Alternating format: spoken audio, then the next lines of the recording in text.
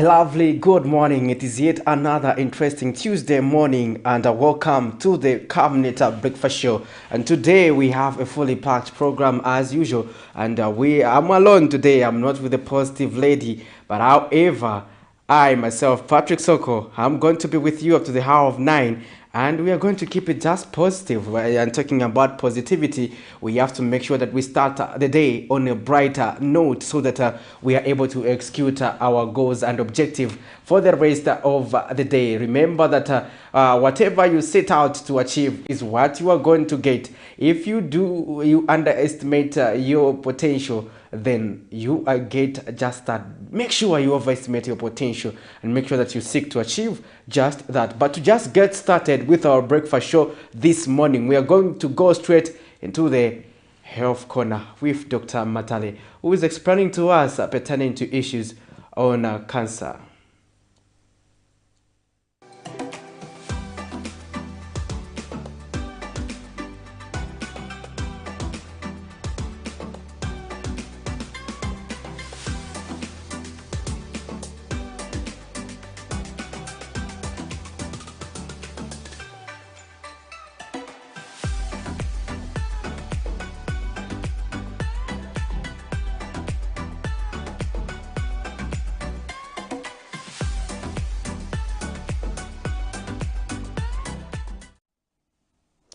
Good morning, good morning, good morning, and welcome to the Breakfast Show.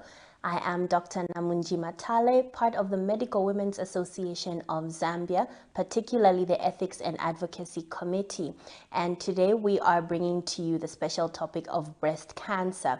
Now, if you watched our first episode for this week, we're talking about commemorating Breast Cancer Awareness Month this October. It's Pink October. That's why I'm in pink. I hope you'll be wearing your pink attire to work or to wherever it is you'll be, whether you're in school or wherever it is you'll be, just to raise awareness about breast cancer. Now, you might be wondering, okay, what's this thing called breast cancer? I've heard about it, or I had a relative who suffered from breast cancer, or I just know someone who suffered from breast cancer. So breast cancer, as it suggests, is an abnormal growth of cells in the breast. As we know, we all have cells in our body. We have brain cells, we have muscle cells, we have heart cells, we have cells all over our body. Now, a cancer forms when the cells in a particular part of the body grow in an abnormal way or at an abnormal rate such that they start to form a tumor. So when this tumor forms in whatever part of the body, it starts to compete with the body for all its nutrient supply and everything else. So that's basically what happens in the breast. And we have what we call breast cancer or a breast tumor. You have this group of cells that grow abnormally. They start to compete with the rest of the normal cells for oxygen, for blood, and everything else that the cells might need. And it starts to deprive your normal healthy cells of everything that they need. And that's where the danger with cancer comes in. And most importantly, the other danger with cancer is that it can spread, or in medical terms, we call it metastasize. So it can metastasize or spread to other parts. I'm sure you've heard of something to say, oh no, the cancer has spread to the liver, or the cancer has spread to the bones. So that's what we call metastasis. So with breast cancer, we have abnormal cells forming inside the breast. They're growing at a rapid rate. They're forming a tumor which starts to compete with healthy tissue for nutrients and everything that the cells normally need. And it can actually spread. Now, you might be wondering, okay, so you've told us what breast cancer is, but who's at risk? Is it absolutely everyone who can get breast cancer? So with the risks of breast cancer, females are more likely to get breast cancer than males. Of course, there are males who can develop breast cancer, but it's more common in women. And also, women who've never had children are at a higher risk of developing breast cancer than those who've had children. Women who have never breastfed, especially even after giving birth, are also at risk.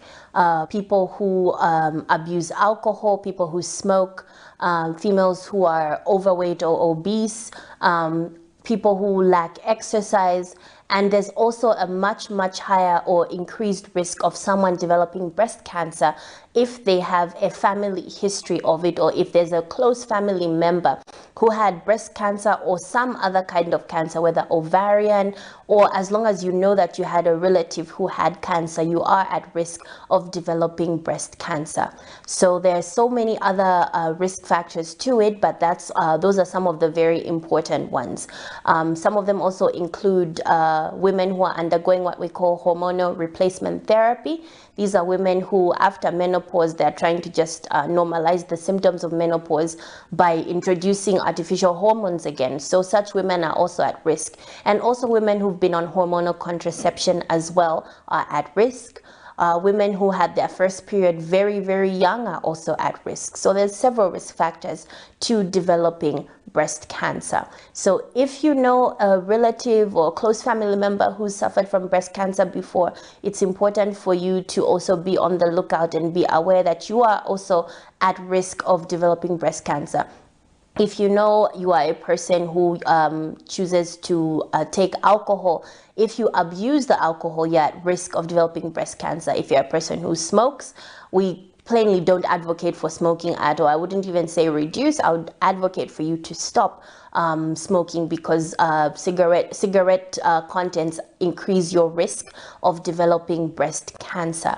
So on our next episode, we'll be talking about screening and self-examination for breast cancer. But for today, we just wanted you to know what the cancer is exactly, the fact that it can spread, the fact that it is treatable when it's caught early, and also some of the risk factors that we've highlighted. So we hope tomorrow morning you'll be able to catch us to learn about how to self-examine and more about screening for breast cancer, especially if you identify with any of the risk factors that we've mentioned and many others. Hoping to see you tomorrow morning.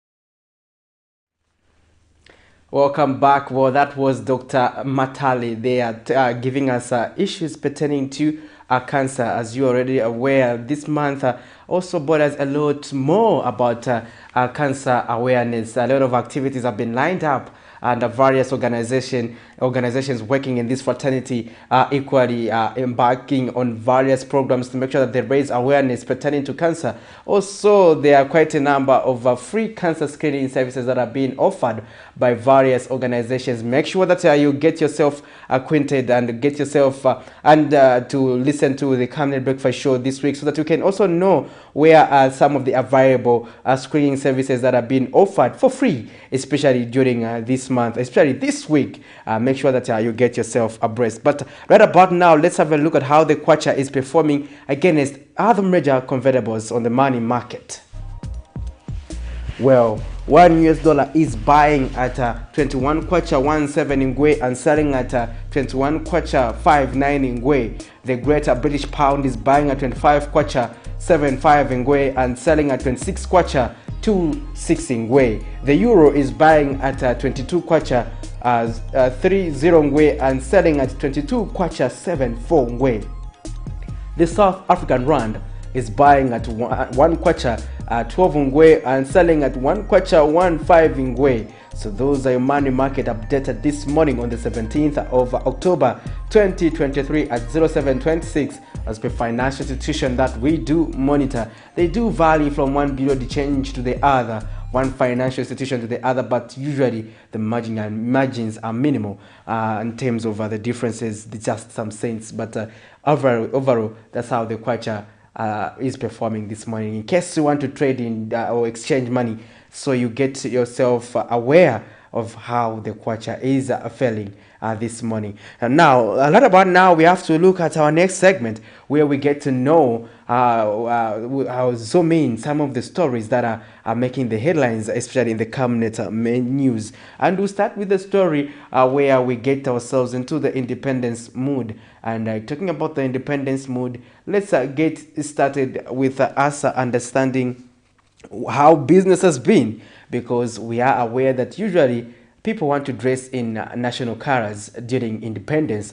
And let's get to see how business has been this year, this time around. Now, the story reads, business has remained slow for some tellers at the Lusaka Zakamwala market due to low demand for the attire made with materials of national colors ahead of Zambia's independence anniversary, which falls on the 24th of October 2023. Camnet News spoke to some of the tailors who say business this year has been slow due to the high cost of living, as they go a day without selling any Independence Day commemoration attire.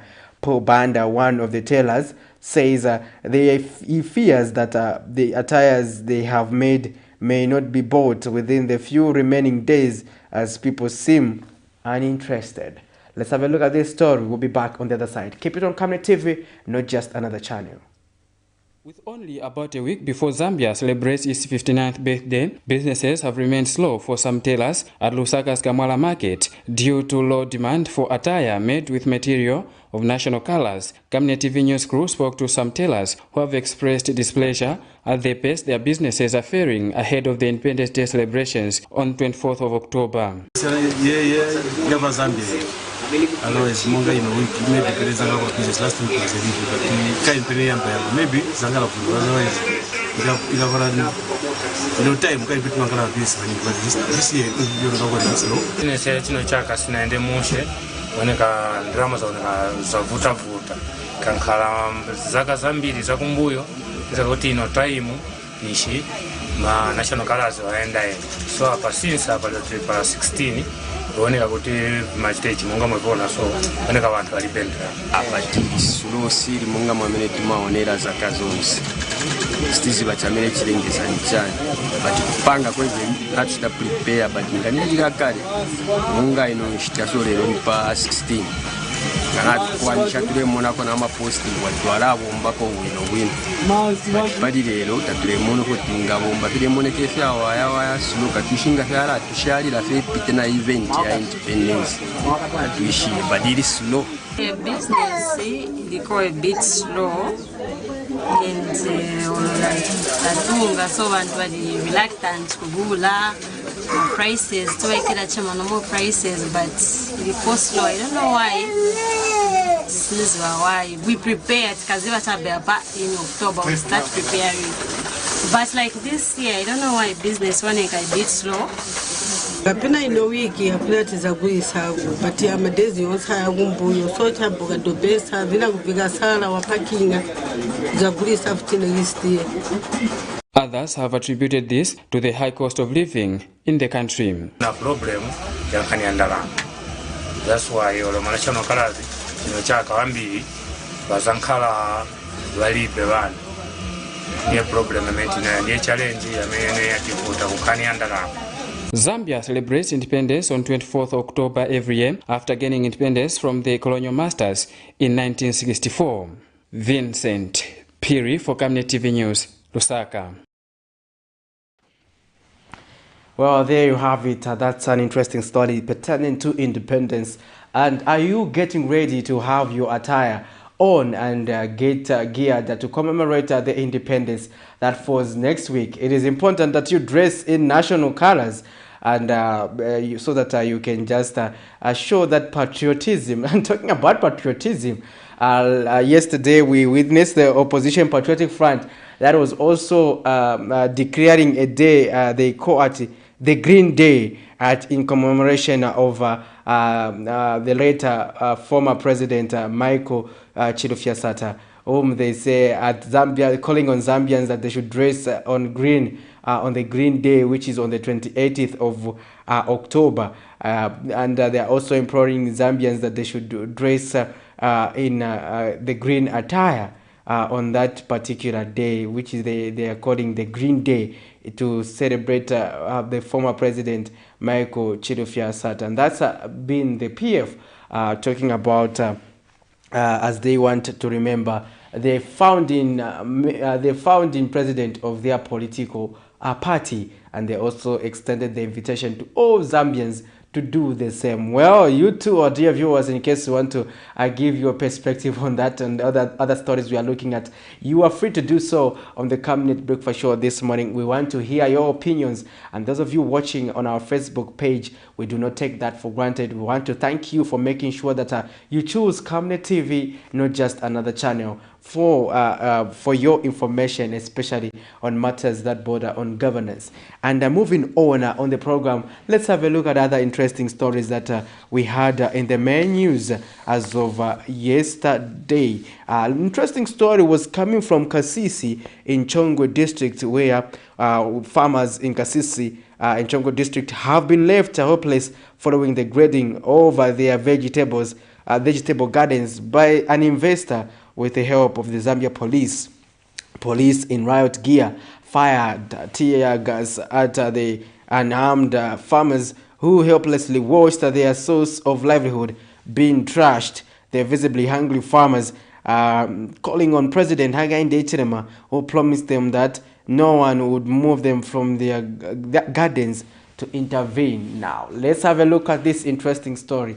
However, the description, though, by Mr. Puri, let's have a look at this story. Just when people started believing that days of tear gas and police force are over, Kasisi residents of Chongwe constituency are the latest victims. Smoke and fire is what characterized these vegetable gardens, as though it is a war zone somewhere in Ukraine. This is all in an attempt to disperse scores of farmers who watched helplessly as their vegetables were being trashed after an investor allegedly bought the land in question. Back to 2021, prior to the general elections, President Hakainde Hichilema, in the company of the now Chongwe Member of Parliament, Sylvia Masebo, promised these people that no one would displace them once he forms government, as the stream is God-given. Kulipa amena za kuchosa kulima muma rivers moja kacha kamumana ni mulungwana kupasani kuzamba kulima pacha.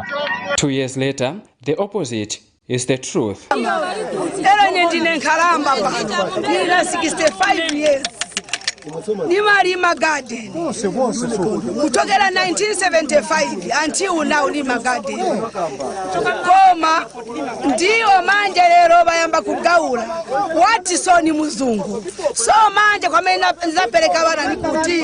Muzungu ni wamene wapeleka pasogoro ise bene wake tavutika pano. Bantu ba mulungu na papata.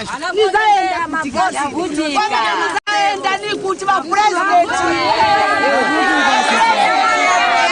Ba president munakamba kuti ba president bose nizasoba ba MP munakamba kuvota chwananga mzungu avota ndive tavutika ba president yanga neni pa airport pano pakasisi shua tavutika wana ni malungweno yamwaona kuliye nizasheta bwanyi simu unga wadula suvya maselisi basabwe asikansera watitindira azatandiza ni ndani tapapata president yanga neni ni mzambia muno siku lodija no seni uko Tabuechechi mnatina kulandirani pamponda munabwera muita kampeni maguruza tizalima 100 meters kutoka mumumana so nali 100 meters metilima so pano bativuta kapokola yanga nani ndiwo zatu zaolongeka 65 years nizaenda ngenda kuti nchito vano onongira mbe uzanga vana vanga zapusa na chani basukuru vanga zapasa chani baya mpiwa masebo munabwera pamponda na ukambati so pano tachinja government inalipo nikawarala. Their councillor, who was visibly afraid of the uniformed men, could only give a statement contradicting himself. The whole of their livelihood depends on the gardening. Some of them, they have taken children to school, others up to university, and here the economic activity is merely gardening. There is no farming of maize or any other crops, but it's only gardening. I want to tell the truth. They were summoned to go to court. But the challenge we have had, we went for a meeting with the traditional leaders, and the lawyer for EnviroFarm came, and him, even the EnviroFarm director was there. They were given the summons. Our gardeners, our farmers, refused to go to court. As though tear gas was not enough, some farmers were apprehended in the presence of this reporter. Efforts to get a comment from the area member of parliament, Sylvia Masebo, were unsuccessful as her phone went unanswered. Vincent Piri for Camnet TV News, Kasisi, Chongwe District. Welcome back. You are watching the Camnet Breakfast Show. Well, that's the story they are brought to us by Vincent Piri. And I was just talking about the description there of the war in Ukraine. Interesting, Mr. Piri. I don't know how he had to go that far to just describe the situation. I think, however, though it is a sad state of affairs there, the farmers now losing their livelihoods. Well, Zambians continue to be condemned into poverty, well, at the expense of the rich. Now, moving on, other stories that we have in the news this morning before we usher in our guest. Let's have a look at a story where we had the Opposition Patriotic Front, PF, has charged that the United Party for National Development, UPND, has worsened the country's social and economic challenges ever since they took over office in 2021. Party acting president Kevin Lubinda told the press in Lusaka in a briefing Monday that the prices of fuel, meal and other essential commodities have doubled and in some cases tripled, despite the assurance from the UPND while in opposition to achieve the opposite. Let's have a look at this story and another story back to back where the PF is also advising Minister of Education Douglas Yakalima to report himself to the police for uttering hate speech against the people of Luapula province. Last week, Mr. Siakalima told the parliament that Luapula province has remained the poorest and least developed region because of poverty of the mind of the people of in that province. So let's have a look at these two stories. We'll be back with our interview for the day. Monday, 16th October 2023, the Opposition Patriotic Front held a press conference in Lusaka to discuss the 2024 national budget and its party affairs. Party acting president Kevin Lubinda downplayed the 177.9 billion kwacha 2024 national budget that was presented by Finance Minister Dr. Stombeko Msokotwane, citing limited spending, further criticizing alleged government's failure to adequately tax the mines as an enticing mechanism for enhanced investment, which he said has worked against the intention. Mr. Lubinda has charged that the United Party for National Development, UPND administration, has worsened the country's social and economic challenges ever since they took over office in 2021, saying prices of fuel and meal, among other commodities, have doubled and in some instances tripled, despite assuring to achieve the opposite while in opposition. We did warn him. We told him you cannot continue to have a monthly review of fuel prices. Seated here, early 2022, he did not listen. He was as arrogant as ever and argued that that was the best formula. We're not surprised to hear that he now has come to see what we already saw ourselves. But this also goes to show you that this is the trouble that you go into when you put people on job training. Minimal price. On the 24th of August, 2021, minimal was at the highest of 120 kwacha a bag. Highest. Not average, highest. 120 kwacha a bag. And now, it is no less than 320 kwacha. Even next to a milling company, it is no less than 320 kwacha. In some places, the price of mini meal has gone as 400 kwacha. Mr. Lubinda alleges that the 2024 national budget is likely to achieve nothing in the interest of citizens other than exciting foreign investors. The Patriotic Front are aware that Hakainde Hichilema and his new doom government are working extremely hard at unlocking Zambia's economic potential for their own companies and their foreign collaborators and their sponsors, but not for the Zambians. Hoping that Musoko Twane in his statement would explain to us what revenue shall Zambia generate out of that MOU that was entered into with the Americans. Why are they still shrouding it in secrecy? In addition, Zambians ought to be given the full details of the agreement entered into with the British on the 3rd of August 2023, when the UK Foreign Secretary visited Zambia. We are aware of the fact that only 4 pages out of a document of 44 pages were availed to the public. 4 pages out of 44. And the opposition leader has vowed that police will not stop them from undertaking their planned nationwide political rallies. Patrick Soko, Camnet News.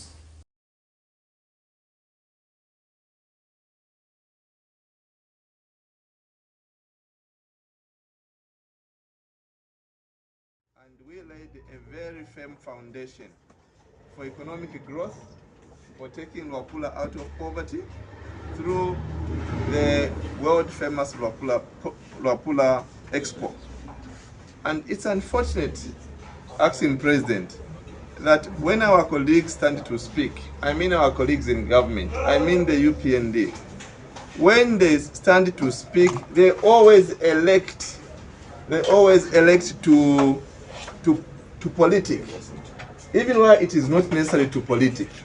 They always elect to be negative, even where they don't need to be negative. So any person who makes a statement that is almost borders on the insult against a particular grouping of people commits a crime under which is called hate crime under Section 65 of the Cybercrime Act, and that offense is punishable by a penalty financially of 500,000 monetary units or a prison sentence. So like the president has intimated, it will be important for this individual to whom this statement was attributed. In fact, it's been carried through all social media platforms. So he cannot deny that he didn't make that statement. It's a fact he made that statement, and he made it with an intention of demeaning a region that belongs to the Republic of Zambia. He should present himself before the investigative wings. He should surrender himself and go and confess as a way of trying to make peace between himself and the rest of the nation, not only Luapula province, but the rest of the nation. Because there's a Minister of Education for the whole nation. So somebody saying, why should I spend time maybe just fasting instead of just pray? There are certain things in life, brothers and sisters, that can only be done through prayer and fasting. There was a time when the children of God were casting out demons. They tried, but they failed. And when Jesus appeared on the scene, he said, this kind of demon can only come out through prayer and fasting. There are so many reasons as a nation why you should fast. We are faced with a great of challenges, many challenges. At the moment, people are complaining of cost of living that is high.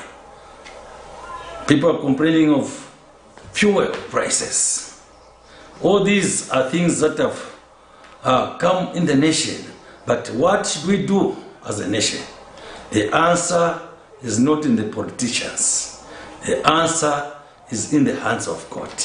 For the Bible says in 2 Chronicles 7 verse 14, says, if my people who are called by my name shall humble themselves and pray and turn away from their wicked ways, seek my face, I'll forgive their sins and I'll heal their land.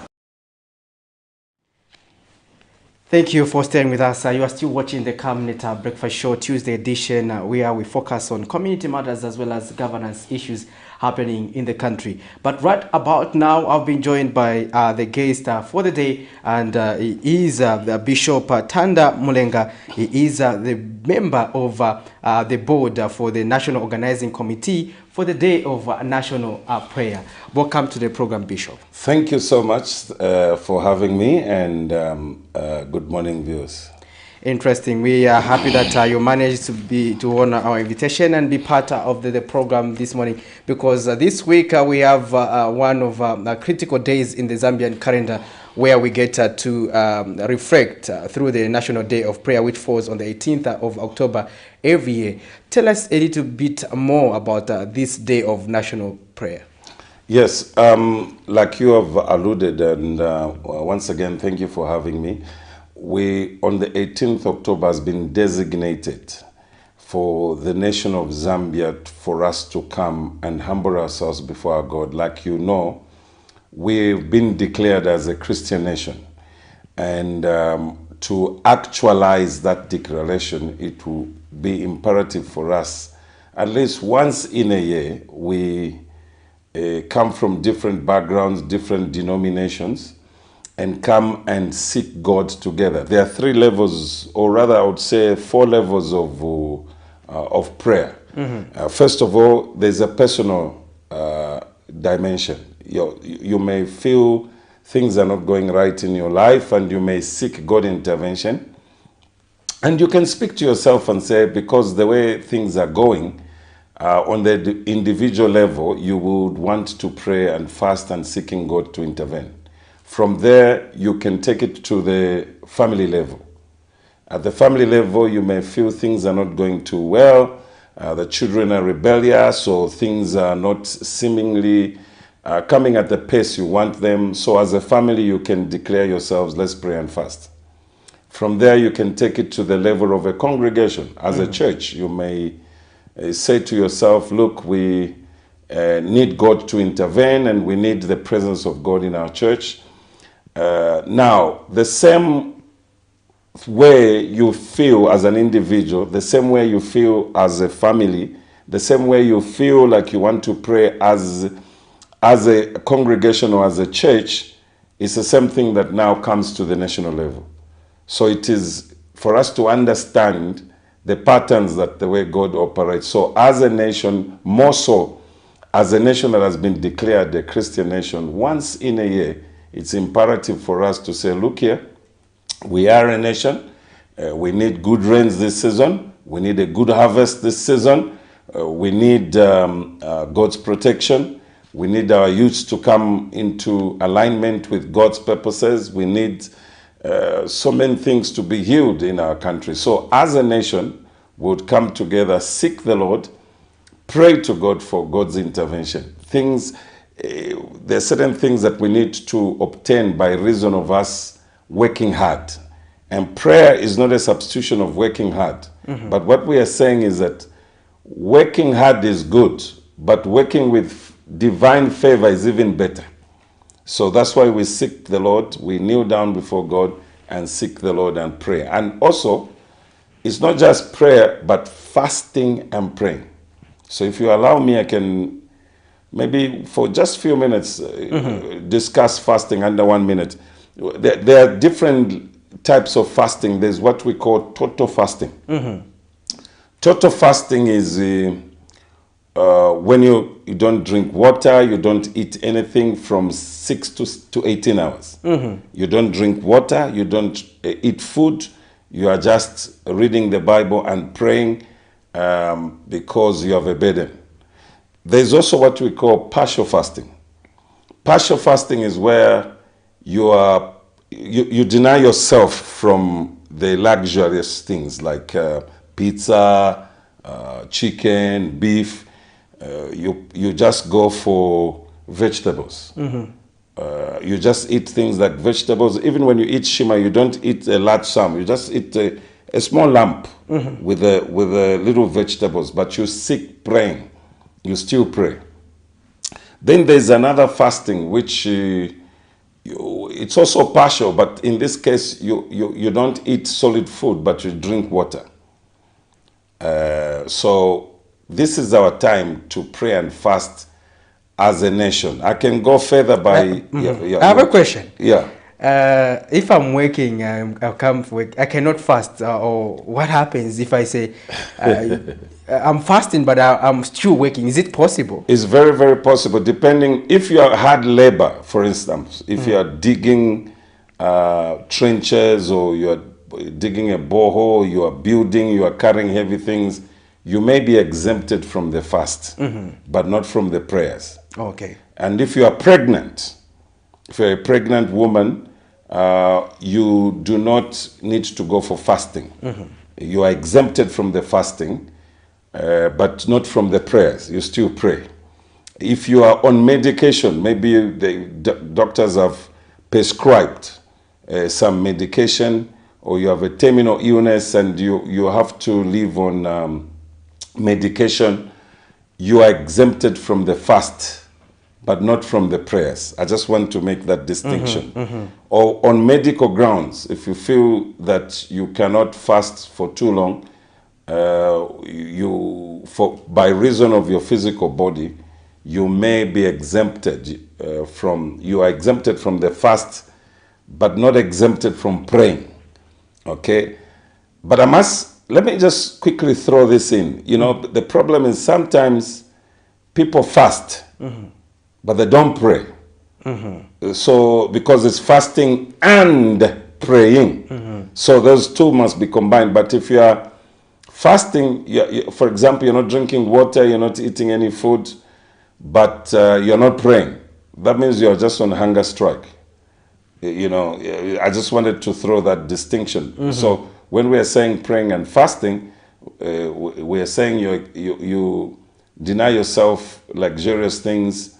You're not eating chocolates, you're not eating pizza, you're not eating beef, chicken, all these things that may seem to be exciting people. You exempt yourself from them, but you dedicate yourself to reading the Bible and seeking God and praying and say, Lord, we need a harvest in the country.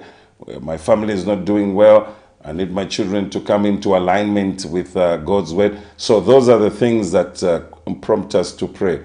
As a Christian nation, we know that working hard is very important, and it's a cardinal that we are hard workers. But trust me, working hard with divine favor attached to it is even swifter, because now we work so much and achieve so much. So God will give us grace as a nation as we seek that. So it's not, and you know, there's some people who criticize that why should we have the day of national prayer, day of praying. But to tell you the truth, there are countries around us who envy us because they think they don't have such a day to them. Because this day calls, it doesn't matter which church you go to, which denomination, what you do, we all come together under one umbrella as a nation, because the nation is bigger than all of us. Interesting. You mentioned the day of prayer, but you know that Zambia is a Christian nation, but it also respects other religions. And on this day, are other religions also allowed to pray within their own religions? Well, I'm not their spokesperson, but I need to assure you, going by our constitution, yes, Zambia shall be a Christian nation tolerant to other faiths. And I'm not in the position to discuss what other faiths think and desire. But I know that as a Christian, this is an opportunity for us to ask God to give us an open heaven, to ask God to give us good rains this season. Planting has started. Why would we not pray to God to give us good rains? Interesting. The same National Day of Prayer has a very important aspect of reconciliation. Yes. And we have seen in the country that there's been a lot of political tension in terms of difference of opinions, especially those are from the government and those from the opposition. We feel there's been a general feeling that there's a lot of discontent. Others feel things should be done this way. Others feel the opposite. But what opportunity does this day provide in terms of us reconciling and finding common grounds towards fostering inclusive national development? Before I can answer that question, probably let me just remind the people the theme of this National Day of Prayer. The theme is building Zambia for greater development through prayer, unity, and hard work. So I'm going to read that that theme again. The theme for this 2023 National Day of Prayer is building Zambia for greater development through prayer, unity, and hard work. Again, unity does not mean uniformity. Unity does not mean we'll all walk in the same way and believe the same thing. Unity is in our diversity. And unity also provides our maturity to understand that we could be different, but the cause for our difference should be that the nation should be developed. So when we say we need to pray and fast, we are calling upon our politicians, all political players from diverse political belief and convictions, to tell our political players that in the country, both in the ruling and in the opposition, that Zambia is bigger than all of you. So why don't we come to the table and seek God and allow God to help us understand the situation in which we are in, is that we need a good harvest this season. And also God to protect us should there be any pandemic. Yes, we didn't, people died in our country, but if you look at the way God protected us and sustained us, we were not as bad as other nations. And that is not because we were clever than them. And some of the people that suffered heavy deaths and attacks seemingly have best healthcare systems. So what sustained us was really the grace of Almighty God. And we want that to continue upon us. The peace that we are enjoying, we are trusting God, we are praying, the peace in the Middle East, to God to intervene. Russia, Ukraine, even globally, we are saying, Lord, please come through for us as a nation. And we are trusting God that we operate under an open heaven. So whichever political party you belong to, we are passionately appealing to our politicians, in the political divide, to humble ourselves, to come to God and trust God for bigger Zambia. On the actual day, on the 18th, what are the major events taking place? Well, the prayer points, again, we are coming from different denominations. We're coming from different doctrinal issues. All these things that seemingly to be dividing us, we put them aside, we come together, and we pray. So in the event, the program has already been set, and we have all mother bodies represented in the event, and we have invited all politicians from all political parties to come together, businessmen, and we are trusting that the ruling party, the opposition, businessmen, the youths from different universities. We have people coming from all walks of life to be gathered together under the theme of seeing Zambia developed through prayer and unity. Interesting. Well, our dear viewers, in case you're just joining us, I'm in studio in conversation with Bishop Tanda Mulenga. He is the board member for the organizing committee for the National Day of Prayer, and we are looking at the forthcoming event that will be on the 18th of October 23 rather. It is an annual event, and every year we'll be hosting this day because it's part of our national calendar, just like the independence. Now, Bishop, let's also have a look at an interesting aspect of this. The coming of the Day of Prayer also came with its baby. The baby is the House of Prayer. So now, should we as a country abandon that project, or we need to reconsider making sure that that house is finalized? Because I'm pretty sure even this year around, this time around, the event will be held at the Lusaka Showgrounds. Yes. Thank you for that question. Yes, the event will take place on the 18th of October, starting at 07 hours to 18 hours. The doors are open at the Lusaka Showgrounds. And like I alluded earlier, people come from different churches and different church mother bodies gathering to pray together.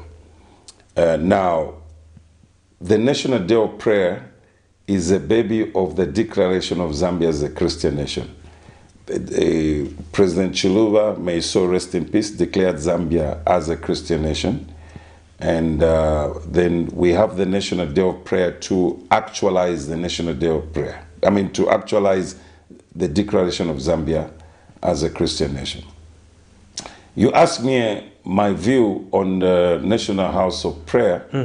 I think that it is crucial for us to have it. And I'm speaking from my individual conviction, and I'm probably speak on behalf of many silent people out there.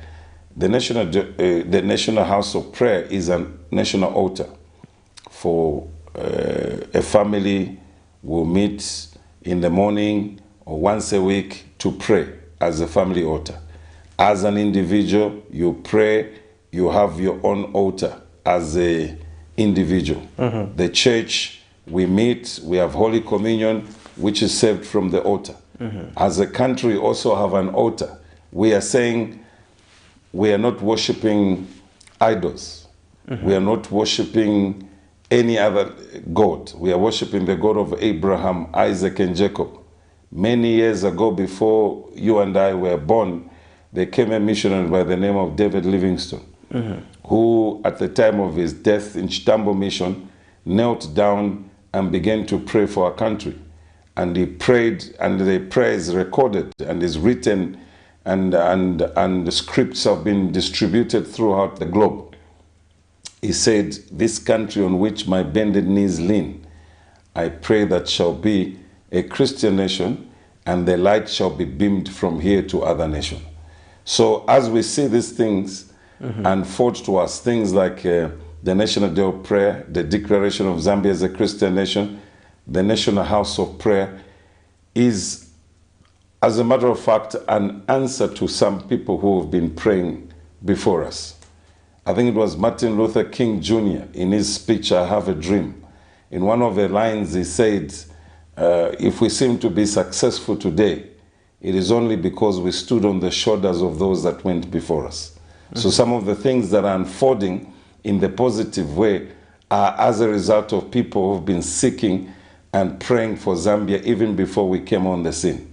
And we also are under obligation to make it easy for the generation that are coming to serve God.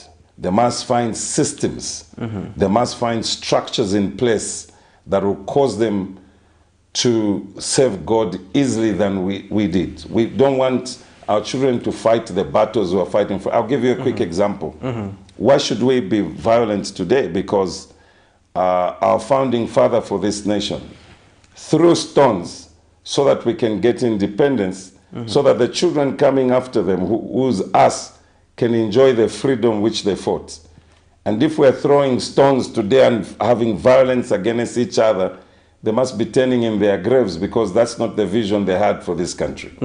So we are saying, on the Christian side of things, it's important for us to create a system, to put up structures, so that for the children that are coming after us, they can find systems and structures and say, no, our fathers served God, our fathers sought the Lord, Zambia was declared a Christian nation, we have the National Day of Prayer, we have systems for us to serve God, and so that they can not turn and begin to worship other gods, but the God, the true God that we have known, like our national anthem declares. It is the blessing of God that has been released upon us. and giving us an open heaven. So I passionately appeal to our listeners, wherever you're listening, hearing us and on this program, wherever you are. The prayers are not just happening in Lusaka. In every city, there are people congregating on the 18th of October to pray. And we, by the grace of God, are in an alignment, or we are allies with chiefdoms. So every chiefdom will have people praying. Our royal highnesses have come on board to seek the Lord, because we all know that it's God who protects us. You know, again, like I alluded, during the pandemic, we were not the worst country. Some countries had very good structures in terms of healthcare, but the situation was so devastating compared to us. Was it because our healthcare system was better than them? They have better healthcare system than us. It's God who sustained us. And we want to keep that keeping on by praying, trusting God, fasting, seeking the Lord, and believing for God to give us an open heaven upon our country, Zambia. Your concluding remarks? My concluding remarks is that my fellow Zambians, fellow countrymen, Christians around this country, let's take advantage of this time of praying and fasting together, trusting God for our children to come right, trusting God for an open heaven, and pray for our government that they will make right decision. Pray for those people in authority, the cabinet, our president, to receive wisdom. Pray for the opposition, that they'll be objective also in how they do things. And then together, we form what is called One Zambia, One Nation. Thank you very much, Bishop Mulenga. There, interesting views ahead of the National Day of Prayer. He is the board member of the organizing committee, and he was just informing us of what will be taking place and various issues pertaining to why, as a country, we need to commemorate the National Day of Prayer. I will be part of this event. I hope you too, our dear viewers, will also be praying and fasting for our country. You can pray at an individual level. You can pray at a family level, just to reflect on what God has done for you and what you want God to do for you. Now, moving on, we are going to zoom in one story where Brebna Changala is expressing concerns pertaining to appointments and will be ready for another interview for the day. Keep it on Camnet TV, not just another channel. Governance actors are concerned with appointments made so far by President Hakainde Hichilema in key positions, deeming them to be single-regioned. Institutions like the judiciary, legislature, and the Electoral Commission of Zambia are said to be headed by people from the region where President Hakainde Hichilema got the most votes. First to raise this concern was a historian, Thishua Sishua, through a local radio station last week and through his publications on social media. Governance activist Brebna Changala echoes the same sentiments and said current government officials should not cry of tribal persecution when they start being followed by law enforcement agencies once they leave office. In recent months, we have seen appointments which have raised eyebrows, and he has ignored them, because Mr. Hakainde does not care when people complain. Many appointments to critical institutions in our country are now reserved and a preserve of our colleagues in Southern Province, Western, and to a lesser extent, Northwestern. The president must be sensitive. When people talk, they talk because there is a problem. The tribalism that is being exercised in the exercise of duty by this administration is worrisome. Meanwhile, United Party for National Development UPND Deputy Secretary General Gertrude Menda claims that President Hakainde Hichilema has made balanced appointments from all regions, even where they did not vote for him. For appointments and so on. I'm giving examples how he has appointed more people from the region that did not give him even more votes compared to the other. He is not looking at that. He's delivering development equally to all the provinces and all the regions. And when he has done, even now, and he's going to develop Mansa Airport, they did not vote for him much. But he has given that. These other places have not been given. And that's the person you're accusing of tribalism, surely. Our people, be fair, honestly, even if you don't like somebody. Vincent Piri for Camnet TV News, Lusaka. Outspoken United Party for National Development, UPND member Benia Chombwa has defended government's decision to allow the Zambia National Service, ZNS, to commence selling mini meal. Mr. Chombwa says the move is aimed at saving citizens from unjustified higher prices of mini meal. He was reacting to some millers whom he says are complaining over the move. ZNS, to my eyes, has exposed the selfishness of some millers. Because, of course, we all understand here that the interest of a businessman is to make more profit. If they can make, is it 100 plus, it's okay with them. The interest of your government, colleagues from the media, the UPND government, is to ensure that the staple food is affordable. Speaking during a press conference Monday morning, Mr. Chombwa since urged ZNS to increase production in order to meet the country's demand. Do more production, number one. I want to encourage ZNS to access more land so that they can have enough maize for next year for production sake. I want to encourage them also to recruit more people from the agriculture part to ensure that we fulfill the campaign promise. I was in President Chilema's campaign team, for Christ's sake. And we have a duty today to ensure that campaign promises are fulfilled. Efforts to reach Millers Association of Zambia President Andu Chintala proved futile as at broadcast time. However, while still coming the move, other stakeholders have urged government to find a lasting solution to the country's higher minimum prices. For Camnet TV News, Afia Skaptula, Lusaka.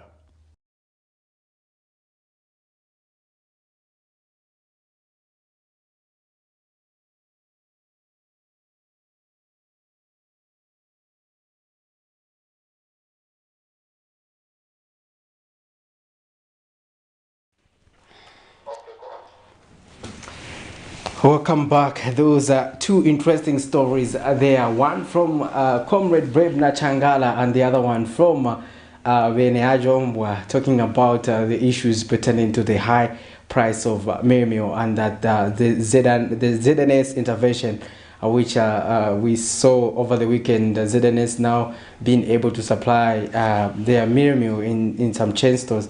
However, this has also raised concern that probably there's no much difference. Now, in studio this morning, I've been joined by our second guest of the day. He is Mr. Martin Mulenga. He is the acting General Secretary for the National Restoration Party, NAREP. Welcome to the program, sir. Good morning, and thank you so much, Mr. Soko. Thank you very much for honoring our invitation. And to just get started, sir, there has been quite a number of issues happening in the political landscape, and you coming from the UPND Alliance, we want to pick your perspective on these issues. Let's begin from the concerns that were raised by the opposition Patriotic Front. Let's start with that issue, the way they are saying the UPND government has outdone them in terms of everything. That's what they are saying. They are claiming that they left things better compared to how things are now. I'm going to cite some few examples that were given by the PF acting president, Given Lwinda. He said they left fuel at 15 kwacha, but now it has doubled to 30 kwacha per liter. And that the other aspect is that they left minimum at 120 kwacha, which Zambians at the time said it was too high. But at the moment, it is fetching as high as 300 kwacha. Now, what do you have to say? Are you agreeing with Mr. Lwinda's perspective there, sir? Mr. Lwinda's statement, I think, is laced with a lot of lies. He should have started with how the PF 10 years ago had found the meal. he should have explained how the PF found the price of fuel, the dollar, and all that the time they were taking over power. You can't start from somewhere and go moving forward, not having to explain where you find things yourselves as the Patriotic Front. And Mr. Lubinda also did not go ahead and mention how the crime rate was in this country, how corruption was at the time they were in power. He did not also mention the thuggery that they left in power. He did not also mention how the civil service were being intimidated by the thugs that the PF had nurtured over the period of 10 years, who had more powers than the police. Mr. Luvinda did not explain all those things. So he went just cherry picking, and as usual, he was doing politics. But I think the Zambian people do understand the frustration that has crippled the Patriotic Front. You know, when you're coming from a loss in the manner that the PF did, they lost with a very wide margin, 1 million. So this time around, they want to create relevance in the political Zambian political landscape. We understand the frustration that the PF are going through and the internal wrangles that they do have. So there's nothing that the PF can tell us. The debt that this country is grappling with, he did not say all that. So he went on to just speak about the thing that he thought would make him relevant and make Zambian feel the PF was still a party that people can talk about. But I think the Zambian people are well above that kind of politicking, and they know that the PF is gone and never ever to come back in this country.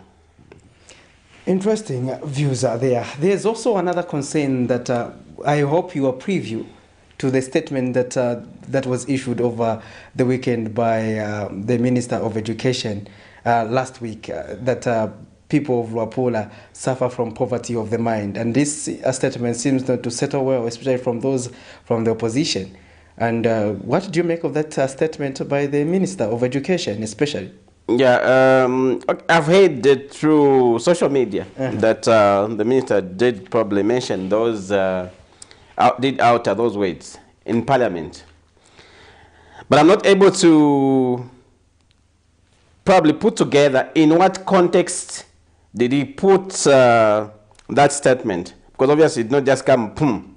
There are many other things probably they were discussing. But however, I think that the minister probably went overboard. He shouldn't have said that, because obviously the people of Luapula and ourselves and everyone else, we are one Zambia, one nation. So I don't know in what context that you want to put it, but I think it's important for all of us that are in leadership to check what we need to say to our people, because at the end of the day, we are leaders. And we've got a lot of responsibility on our shoulders. So whatever we say do matter to our people. And our people will take it literally to say, Balandiref. But otherwise, if he did say that, we feel as NAREP that leadership, you need to be responsible enough and be able to say things that in good taste with our people. Sorry to take you back a little bit on the earlier question, but do you think it is okay for Zambians to be buying meal meal as high as 300 kwacha? The meal meal issue, I think we've had an opportunity. Is that a good price, Mr. Munenge? We're coming from a situation where, number one, the seed, I would say the cost of production was very expensive. We're buying fertilizer at 1,200. There was the issue to do with the pricing of the grain, the floor price, which was about 260. And also you look at issues that in totality make meal meal. So the cost of production was very high because of where we're coming from. But not to say that this government is idle not to pay attention to the issue of meal meal.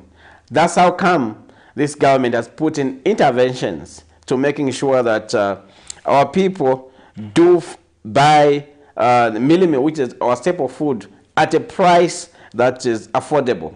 No wonder they've put in many interventions. Some of the interventions are that they've allowed ZNS to come on board. They've also said, let's have fertilizer made available. One of the things that this government has done is that they've given capacity to NCZ to start producing fertilizer. They've also allowed other investors to push money into fertilizer, into manufacturing of fertilizer. And as a result of that, we know now that the commodity will be on the market at a lower price. So when the commodity fertilizer, the most important ingredient to farming, is brought down in terms of pricing, we expect that this coming season, the price of mealie meal will come down. And also, this government thought of a way of wanting to encourage our farmers to go into farming, into maize. We saw that of late, most of our farmers went into soybeans, because that's where they thought they would fetch probably more money. But now that there is so much demand for mealie meal, we expect that this coming season, most of our farmers and ourselves will go into production of mealie meal. Meaning that with these interventions, we expect the prices of mealie meal to come down. But in the immediate, what we are seeing is that ZNS is coming on board to make sure that our people are given a commodity at an affordable price. Well, we can only hope that. But when it comes to how possible is that going to be attained, because it seems they are not attending to comprehensively the factors of production. Because when we look at the factors of production, we are also looking at important issues like electricity. We are also looking at the cost of fuel, transporting this commodity from one constituency to the other. Because, for example, in Chawama, we do not have an industry that is producing mealie meal. Those from Kanyama, for example, probably it could be easier, but those the vehicles have to go as far as Kanyama to Chawama to go and offload the mealie meal. Now, if we are not addressing that, and we are seeing that the cost of electricity, on the other hand, continues to escalate, because this administration says it wants to put the cost of electricity at a cost-reflective tariff, and they went ahead by increasing the electricity this year, and next year further, according to ERB, they are expected to make a further adjustment. Already Zambians are saying that is too much. And how do we expect then to reduce the cost of mealie meal and other essential commodities, Mr. Mure? Okay. Yeah, these are not problems that you just face on to say today the price of mealie meal should come down. The government's responsibility is to create an environment on which things are going to get better for our people. Number one, if you look at the cost of fuel, the government has said, okay, at the moment, what has made this cost of fuel getting expensive? It's because we are importing at a very high cost. Plus, the issue of... but that's to the contrary that the price of crude on the international market has been dropping. Let me just finish to explain. We are saying that the government is putting in measures that will help our people get the commodity at a reasonable price. Number one, we've known that the Tazama pipeline is being worked on. In Angola also, they're talking about a pipeline that will come into this country. We're talking about Mozambique. These are things that will not take overnight, will be done overnight. We have to go through the processes. But this government has taken measures to making sure that we open up this country to receiving the commodity. Indeni has been opened. All these are measures that will help us reduce the cost of fuel. And mind you, fuel is not being subsidized. But this government realized that our people had challenges in terms of issues to do with education and many other sectors that needed government to push in resources.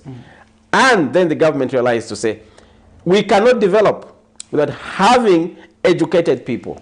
What do we do as a government? Let's push in these resources that we're pushing into the cushioning of fuel, the cushioning of these things, probably mealie meal, push this money into helping our people to attain education. When we attain education, we might just not know how our people were being deprived of the education because of the system that we had. Today, we can proudly say, when a child starts grade 1, they are assured of reaching grade 12 that having to pay anything. When we have an educated nation, congratulations, by the way, for having graduated, Mr. Soko. We need more of our children to get through free education, to become as educated as we become, so that we have a better nation for this country to develop. And this is a good starting point. We need to have systems that will help this country to thrive economically. First, education, which this government is providing. Yeah, and on top of that, the bursaries that are being given, the loan schemes that are being given to our children, to our nephews and our nieces in tertiary education, it's also a good thing. Which the Patriotic Front, when given Lubinda was talking about that, he did not mention to the Zambian people that we scrapped off bursaries. Did he mention that? He didn't. He just went cherry picking, and as usual, you know, politicians want to pick here and there what they think they will bring the Zambian people with, but they didn't go down to explain that they did remove the bursaries to our children, the meal allowances. They didn't mention all that. How I wish I could ask him to say, why didn't you mention all these things? Because they're important to our Zambian people. You see? So this government, he's looking forward to creating an environment from which this country can blossom economically. And you've seen that the president has been making sure that he opens this country in terms of doing trade. He's been to Angola, to making sure that Angola, Zambia, we have a flight that's coming direct to China, is going to Mozambique, Tanzania, opening up this country. Once this country is opened up, Congo, doing a road that will link Zambia to Congo, we are opening up this country. It's like you've got neighbors. You are in a warfare. You are in a war. Not that offense, but it's a war. You open it up, where now people can say, tuashtako tomato, tuashtako isabium pangandapa, tuashtako business nava, and all that. That is how you create development. And this is what this government is doing, opening up this country. Once we do that, and it's being done systematically, we'll see how in a few months, next year, how this country will just start doing bigger things than we witnessed in the 10 years misrule of the Patriotic Front. What should come first, Mr. Mrenga? First of all, food or education? And the other aspect of this question is how effective is learning on an empty stomach? Mr. Soko, I'll tell you, we are all Zambians and we know what's happening. There's no scarcity of food. What we're talking about probably is issues to do with affordability. Yes, Zambians are complaining that they are not managing to have 3 meals per day. Affordability is what we're talking about. Scarcity, there's no scarcity of food. Mr. Mrenga, you can have more food, but inflation means, you know, the inflation has 2 components. The ability you can inflation where there's a lot of food in the market, people not having the means to buy. Yes. And you can have inflation where there is limited food, we have money. But now it's all, but you are trying to avoid. Let me explain. Let me explain. We have no scarcity of food. What we're talking about is how do we allow our people to afford? Yes, an important question. That's where I want to arrive at. Vis-a-vis education. Yes. Education is education. No one can take away education. You know that even if our parents were to die, but we remain with our credentials like you have, that's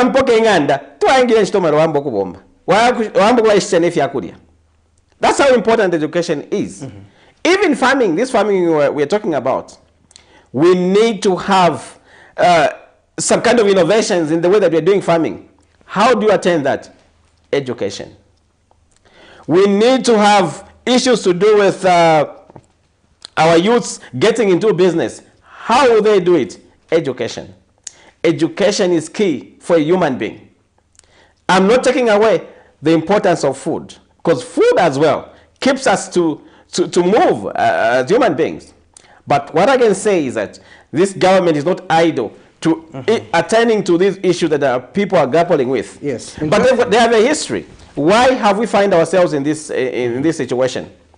The Patriotic Front, again, given Lubinda did not tell us how much money they borrowed and how much money was misappropriated in buying fare tenders, $1 million.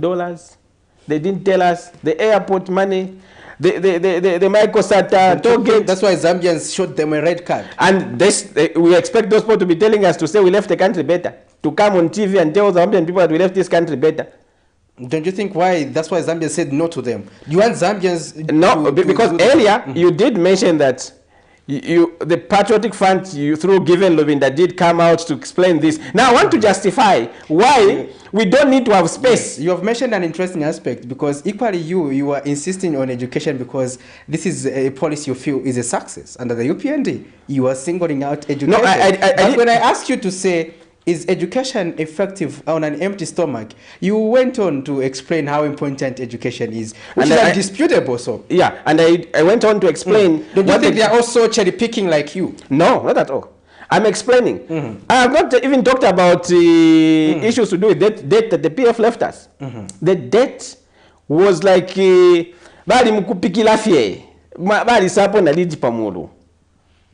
this government 2 years negotiated with our debtor, with our lenders, to say we can pay money, but give us enough time, and this is probably how we can pay money. We went to IMF, we're employing teachers, employing nurses, and all that. That our colleagues failed to do. They failed to clinch IMF deal with 5 ministers of finance. They failed because those people that they were getting money from, they realized these guys will just steal this money. They got the Eurobond. Not even a real line that we saw for the Eurobond. Benemau Sampan, the group, when he was deputy finance minister. They got the Eurobond. What can we point at that the Eurobond money did put in the in Zambia today? Katwishindama ngabali lefie, ngabaya kenefie, bapiye baishiba. Yet this country is still indebted. Thank you very much. You are watching the Camnet Breakfast Show, and in conversation I have the NAREP Acting General Secretary, Mr. Martin Mulenga. And in case you want to join the conversation, you can do so. Leave us a message on our Facebook page. We'll be glad to hear from you, our dear viewers, wherever you are watching us from. And we are discussing various issues, especially bordering on solutions to the high cost of living. And Mr. Mulenga, being part of the UPND Alliance, is giving the perspective of NAREP and as being an alliance partner to the UPND. Now, Mr. Mulenga, moving on, let's also have a look at the issue of CDF. I know CDF is the highly pronounced under the UPND administration, especially of the 3 budgets. I think the 2022, the 2023, 2024, because there's been a consistent aspect of CDF increasing as the years come by. Progressing, yeah. So we have seen that for the year 2024, the UPND administration has opted to increase CDF to a tune of 30.6 million kwacha per constituency. Now, Mr. Mulenga, there's been an argument on the ground. Others feel that CDF is, if this money is well administered, it is money that can transform communities or constituencies very well. But they feel the disbursement of this resource is not adding up, because they feel this is quite a huge sum of money that could facilitate every constituency in this country. What would be your take on that? You know, this CDF thing has come to help this country.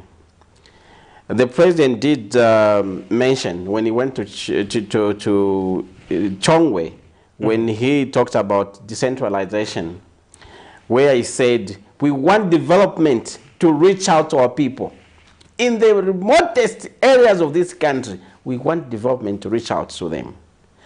The 1.6 million that the PF were giving, which was even also given with a lot of discrimination. Most of the things that were being done probably were done in Lusaka and Copperbelt. But now with 30.6 million, even if this money is being disbursed in quarterly, in every 3 months and all that, but at the end of the year, 30.6 million that we're talking about next year. Even if you are a PF member, you are ADD member, you are whatever political party member, this money, you receive it.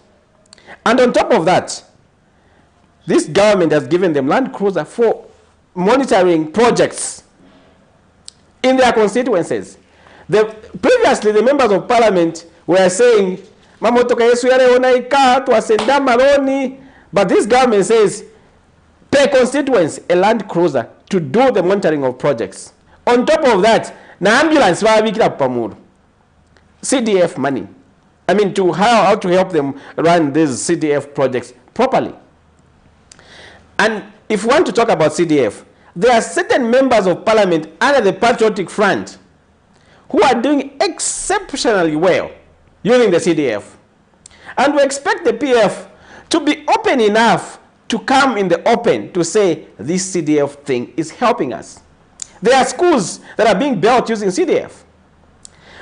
They're talking about, no, this free education is giving us a lot of problems. Children will be sitting on the floor. Desks are being procured using CDF money. Empowering the youths using CDF money. Giving women grants, CDF money. Women clubs getting money for projects using the CDF money. So it's about these members of parliament having to use their brains to think properly on how money can be used. And you know, if anything, for me, this CDF is a game changer.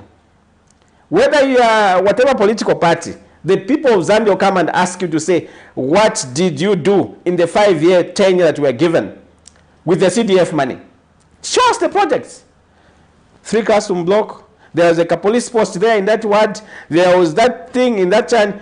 Even when we know that others are not doing it well because most of them want to buy graders, which I know personally, I would feel that it's too much of these graders. Probably others would be buying water bowsers, compactors and all that, such that they can see how they can work around that one does the grading of the road, the other one brings the compactor, the other one brings the bowser and all that.